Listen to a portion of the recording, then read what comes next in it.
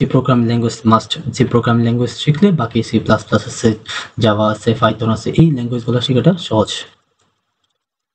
তাহলে একটা কোড দিয়ে শুরু করি আমরা। যেমন এখানে একটা সি প্রোগ্রামিং কোড লেখা হয়েছে। এখানে প্রথম লাইনে দেওয়া আছে হ্যাশ দিয়ে ইনক্লুড করা আছে, ইনক্লুড, তারপর ব্র্যাকেটের মধ্যে গ্রেটার 3 গ্রেটার দেন সাইন আর লেস দেন সাইন দুটো আছে, ওইটার মধ্যে studio.h আছে। তাহলে এই পুরো লাইনটাকে বলা হয় লাইব্রেরি ফাংশন। কি বলা হয়? Library function. প্রত্যেকটা জিনিস যদি আমরা বুঝে পড়ি লাইব্রেরি ফাংশন, তাহলে আমাদের জন্য আসলে কঠিন লাগবে না এই জিনিসগুলো।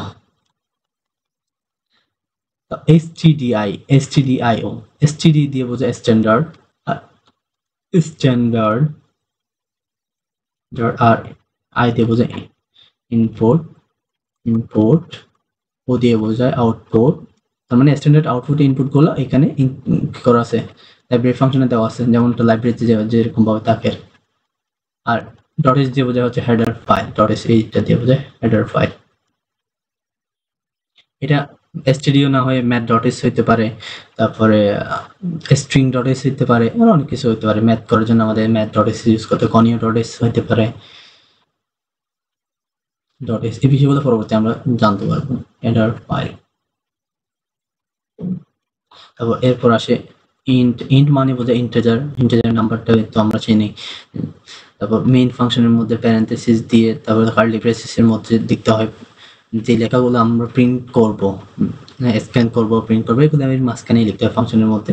আমরা প্রিন্ট করব কি, প্রিন্টার দিয়ে লিখলাম প্রিন্ট করার জন্য।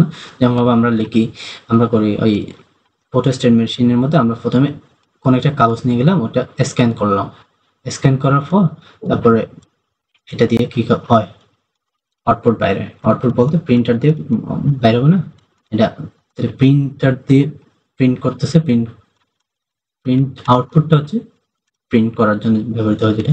তারপর স্ক্যান করার জন্য ইনপুট যেটা দিয়ে সেটা স্ক্যান করার জন্য। এরপরে প্রিন্টএর দুটা প্যারেন্থেসিস আছে, ফার্স্ট ব্র্যাকেট যেটা বলি, তারপর হচ্ছে কোটেশনের মাঝখানে এটা লিখতে হয় পরেসি, যেটা আমরা আউটপুট হিসেবে পাবো। এটা একটা বেসিক, একদম খুবই বেসিক, হলো পরীক্ষা আসবে না জাস্ট জানার জন্য। এরপরে দিতে হয় সেমিকোলন, এটা না দিলে কিন্তু মার্ক দিবেই না। এটা না দিলে সেমিকোলন গুলো মাস্ট দিতে হবে, কোথায় দিতে হবে কোথায় দিতে হবে না, এখানে দিতে হচ্ছে না, এখানে দিতে হচ্ছে না, এখানে কেন দিতে হচ্ছে, জানবো। তাহলে রিটার্ন জিরো কেন দিলাম, এই রিটার্ন জিরো দিলাম, এই আউটপুটটা বের করার পরে সে ফাংশনটাকে বলে দিবে, তা এন্ড কল করতে বলে দিবে, অর্থাৎ এটা শেষ, ঠিক আছে। এটা বলছে আমরা আউটপুটটা হচ্ছে হোয়াট ইজ সি টাইম, এটা হচ্ছে আউটপুট।